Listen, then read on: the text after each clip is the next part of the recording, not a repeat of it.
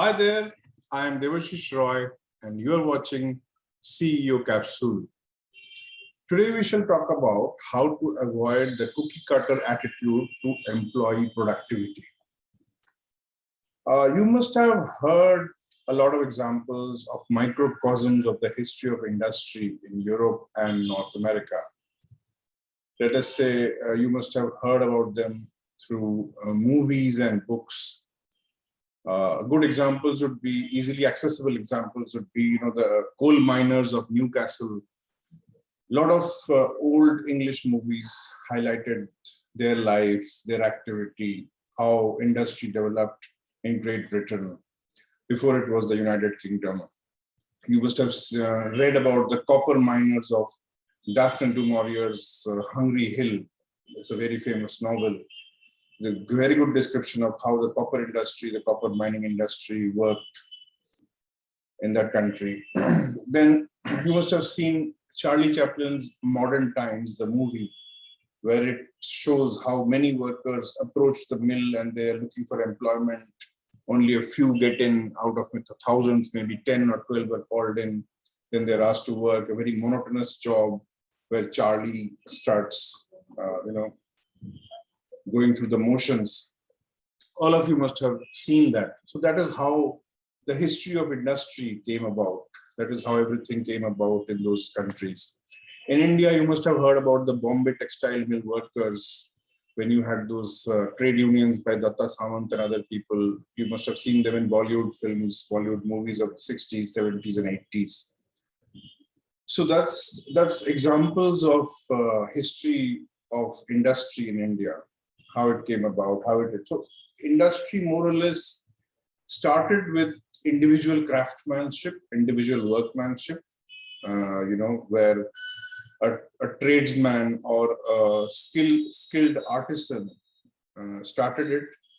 Many years later, factories were developed with the Industrial Revolution, and then it happened in factories and mills, and then slowly it evolved.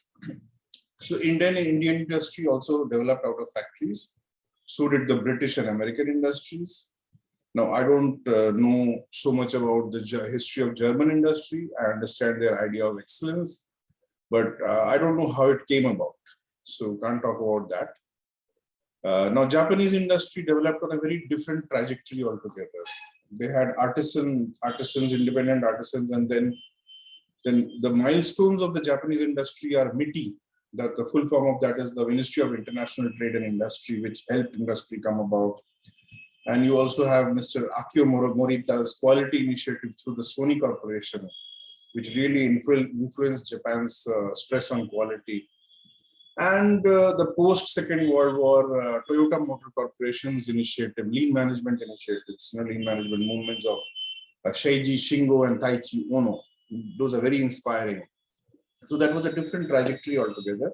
But more or less, Europe and North America, they came up with the route of artisans, factories, mills, and then they evolved further. So in the last 200 years, European and American industry evolved from just the clock in and clock out model.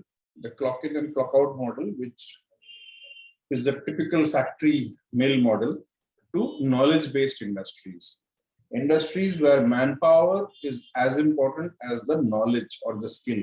So we are going back to the artisan level with technology, with higher technology, where the pull system of manufacturing evolved, which is highlighted in the TQM, the Total Quality Movement Management, the movement and Total Quality Management movement, and the Lean Management movement. So we are moving back to the skill-based, artisan-based industry, knowledge-based industry, where the pull system of manufacturing can happen. So these companies, these economies in Europe and North America, they built suitable infrastructure around the idea of a knowledge-based industry, and also developed what is more important, a suitable talent pool.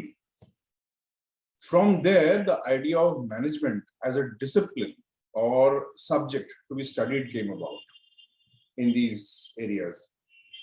So today, American universities are highly sought after for studying management techniques. They are, I think, world leaders.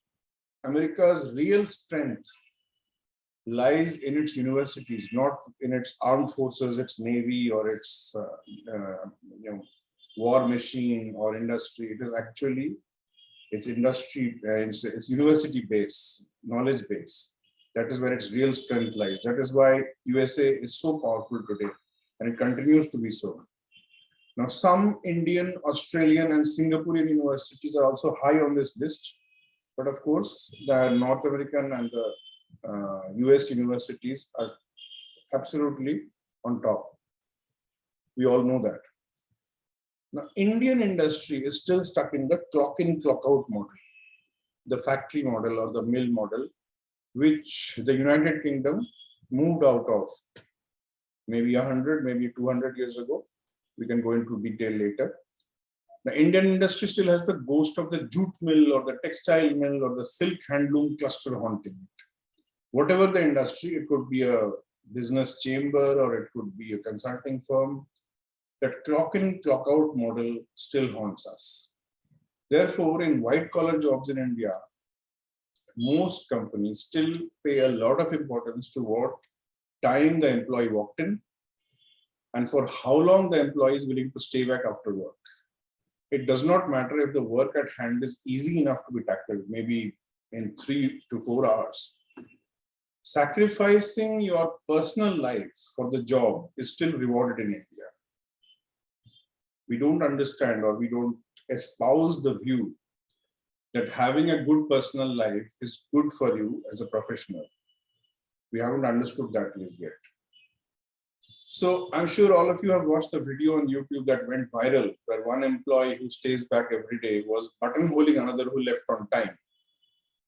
The idea being the person leaving on time is efficient and he has managed his work on time. But that is negated, and the person buttonholing him tells him, reminds him that you're just working half a day, which is not correct. So now to come back to the topic of this video, avoid the cookie cutter attitude to employee productivity. Employee productivity greatly depends upon how much you empower employees.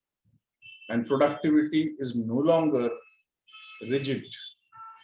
The idea of productivity is no longer about mills or factories or how many hours you work or how many units you brought out from the factory.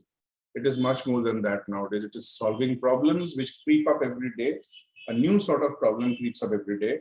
Unless you empower every employee individually, it is not possible to solve these problems. Therefore, creativity within the team and independent thinking within the team is very important. And employee productivity depends on that. So if you force every employee to follow the same template as an approach to the mandate that you have given to them, it will result in a high level of inefficiency, not to speak of a very negative atmosphere where high performers who are efficient will be punished and laggards will be rewarded. Not at all good for the company. Creativity is this path to achieving better and faster results in innovative ways. Hanging around the workplace may not result in any creativity, right? It is about following the beaten track, which no longer rewards the company with better results. The organic growth path is no longer fruitful. Again, management of teams, management of human resources has to be result-oriented and codified to a large extent. It should not be driven by the managers or the CEO's personal preferences. An employee should know what reward or what punishment he is facing with a certain course of action and not be second guessing what the CEO might think or the manager might think. That's not a healthy atmosphere. Information technology companies are famous for allowing employees to dress casually, walk into office at odd hours, and also deliver results within the deadlines at the employee's own pace. So this has been necessary. It has come up through evolution, through the need of companies. It is not just a fad. In doing so, the employee also comes up with new solutions, which the original mandate may not have addressed at all, right? So this is important, and this is very, very rewarding for the company. In walking in on time, if that had been a virtue, then somebody like the garden lizard on the wall would have been a model employee. Now, come to think of it, the boss's pet does not deliver any more than a garden lizard, right? So we'll avoid that template. As a CEO, you should avoid that template and go to the path of high efficiency, high creativity, high productivity. Let us address a related question. How does a CEO convert an ailing company into a winning force, which grows in geometric progression? Now that CEO does this by empowering each and every employee in the chain of command.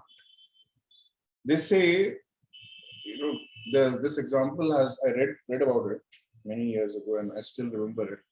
They say that the doorman of the Rolls-Royce company would not send out a car with any defect out of the workshop. He had that much of authority. Now the same was said about the Duckback company in Calcutta. The Duckback company manufactured raincoats and waterproof luggage. The same was said of that company, that the doorman would not send out a defective product. Quality was a byword, not because the owner said so, because it was a culture of the company, because every employee believed in it and every employee was empowered to carry it out. Every employee is different. You have to give the employee that space. Make your company into a think tank of ideas and solutions, where every employee participates with heightened interest. This way, there will be a sense of ownership, and the company will run its competition in no time. Now that's all for today. If you want me to come and take a look at your company's problems, you can reach me with a message below. I'm Devashish Roy, and you are watching CEO Capsule.